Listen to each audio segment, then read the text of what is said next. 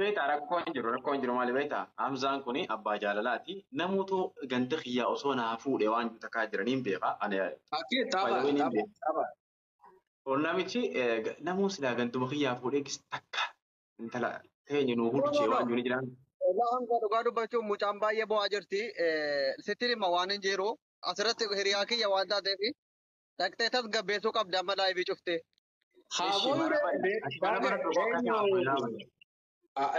Isa ishii qofaa miti barta booyaa jirtu hedduu boo'e mucaan rasaasa kilaash akkatti gisa dhukaasoo akkatti karta qofa dhukaasee. Reefu liibii irra giseen haasa'u jiru dubbadheetiin ture barjaartiin nama hundi ni boochisi hin jee barjaarsa cinaa ciiftee gisee osoo akka jaarsa cinaa ciiftuuti way hamziyyeetti maqaan kiyya hamziyyee ee fidata beektaa dhumarratti halkan maqaan kiyya hamziyyee shamarreen halkan ni fiigeessa. Dubbitti isa qabee isa gamaa gamanaan itti wanje.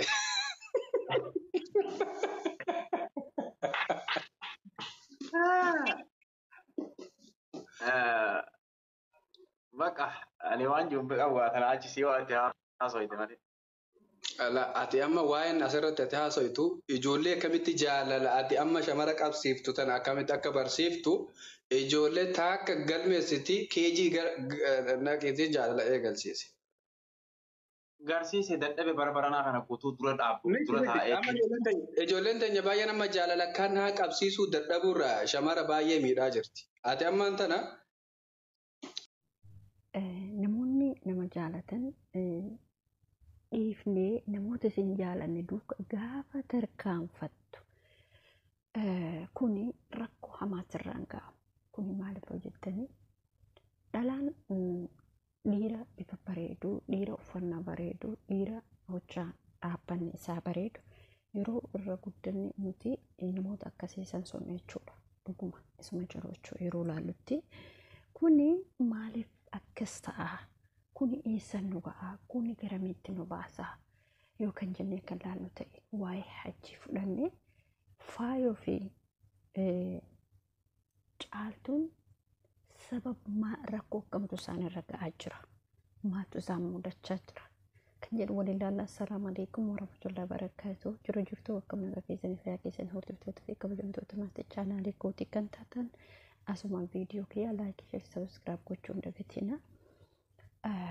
Wantoonni nuti har'a laallu shamarran dhiirota babbareedaa jaallataniif akkasuma mootiyyuu dhiirri shamarran dirqamaa yeroo itti fuudhan waa'ee hajji keessatti nuti mootiyyuu dhiirri shamarran dhiirota uffannaa isaanii bareedan istaayilii bakka injiraa miti haalli isaanii babbareedan jaalatan jechuudha.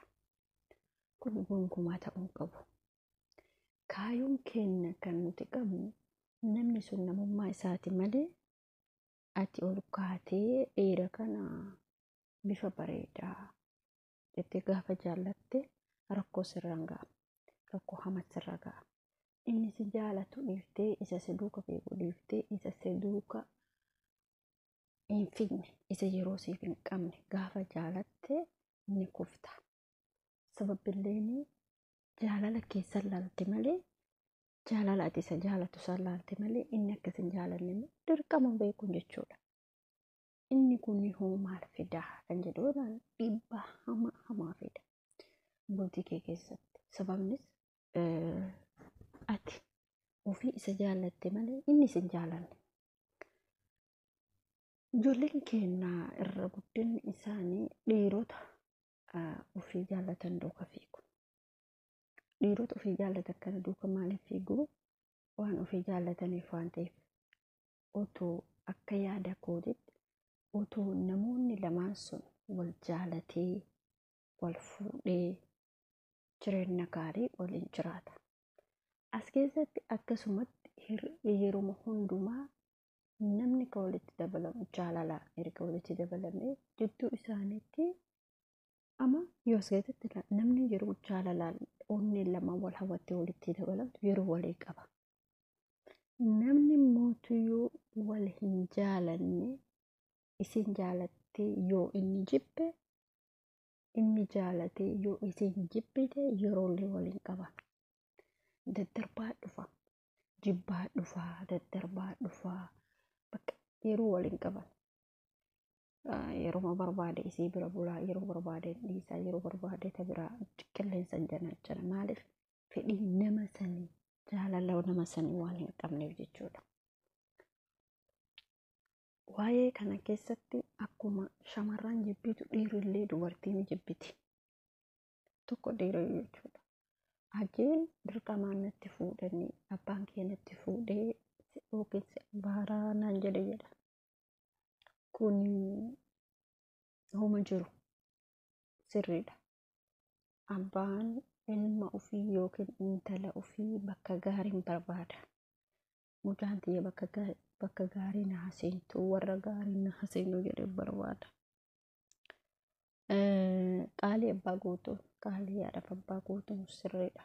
Otoo jiruu keessatti mil'annaan jiraachutu jira yoo jedhamu, erga intala san fuudhee yookiin immoo intala san seera yoo isin horatin maatiin isii sun hajee abbaaf haati qofti na baarre.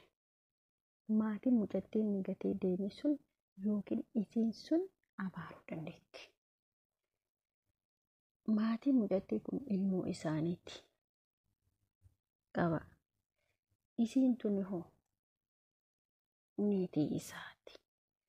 Erga deemee namni kun niitii kiyya jedhee ilma biyyaa qaba jedhee yaadatee beeka?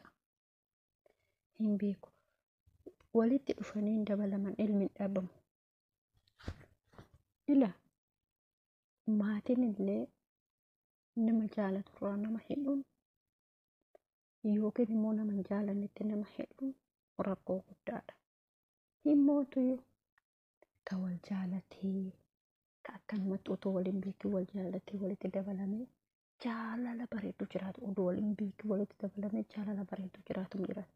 Inni kun hoo maal yoo jettan, namni sun amala qabeessa yeroo isiif qabaachuu jaalala onnee isiif banuu. Dubartiin takka erga itti seentee nama sanitti yeroo onnee namni sun banaa fi deeme, yeroo gammachiisaa deeme waa hunda keessatti isa jaalatti. Dubartiin illee dhiira tokko erga dabalamtee nama san jijjiiruu dandeetti. Dubartii dhabee akka nama jijjiiru yeroo ammaa kanatti dubartii nama hin jijjiirti. Dhiirri illee dubartii hin jijjiira yoo jaalatan. Dubartiin immoo dhiiruma kamuu kuffisuu ni dandeetti. Akkamitti kuffisiisa malaan jechuudha. Dubartiin malan dhabdu. Kanaaf waa'ee hajjii namoonni hedduun hajjii irratti abaaranii maal jedhan kun sirrii miti. Hin abaarin. Obboleeyyan kiyya namoonni hajjii abaartan dogongortanii jirtan. Nama rabbiin ganama jallise rabbumatu qajeelcha. Ati ni hajji abaaraa ooltee akkas ta'ee akkana ta'ee jettee maal argatta? Yaa Rabbi qajeelchi yoo jette khayrii argatta. Yaa Rabbi nama kana ijoollee tanaa qajeelchi. Intalli tun ilma garaa qabdi. Yoo jette khayrii argatta. Garuu ati yeroo hunda yoo isa abaartu ta'e, yeroo hunda koomantiidha yoo isa abaartu ta'e, abaariin takka takkaallee du'aa namaa ta'uu dandeetti. Yookaan rakkoo isaa san isin hin beektan. Hajjiin sirriidha. Dubartiin ni jaalata. Akkuma inni dubartii jaallatu immoo dubartiin isa jaallatti. Kanaatis dirqama beekuun kee. Kun maaliif ta'e yoo jette keessatti qaqqabdee laatte? Ka'umsi wanna kanaa akka ta'e tokkoffaa namni kun dubartii otoo jaalatu wanni duraan abbaan isaa asirratti raawwate santu isa keessa jira. Jireenya biyya ambaati kophaa jiraachuu hin danda'u. Dubartii malallee jiraachuu hin danda'u. Maaliif wanni abbaan isaa irratti raawwate sun itti jetti ni yaadata. Haa ta'u malee karaa kanan na baasa jedhee filate. Dubartoota kanatti himu yookiin tarii namni kun ilma qabaachuu danda'a.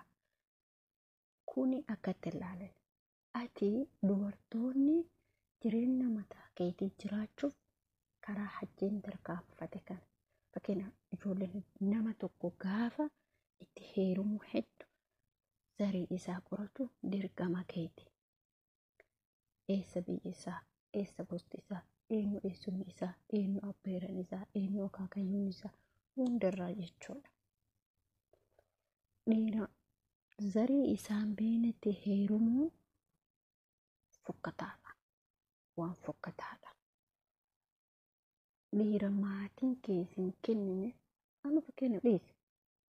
Dhiira tokko naannoo kee ta'ee naannuma kee haa ta'u. Ishee nama beektu nama ofii keetii maatii isaa hunda beektu jechuudha. Maaliif dhiira bakka biraa fudhanna? Waan isaan beektu. Waan isaa gonkumaa waan isaan beektu. Isa malee zarii isaan beektu. Qomaaxaataa, jinniitayaa, maaliidhaa. Garuu nama obboloo tokko waan hundaa qoradhaa. Qorachuun dirqama. Faayidaa kennaa, faayidaa keetii. Isin jechuun barbaada viidiyoo kiyya laayikii fi sabiskiraayib gochuu hin dagatinaa. Hordoftoota fi kabajamtoota kiyyaa asumaan iddoo kana daawwadhaa. Dohaa Qatar akkana fakkaatti. Iddoo baay'ee namatti toltudha. Akka bareeddoodha. Bakka meeshaalee yaani hababaa humatti bitamu baay'ee namatti kan toltudha. Isin jechuu barbaada.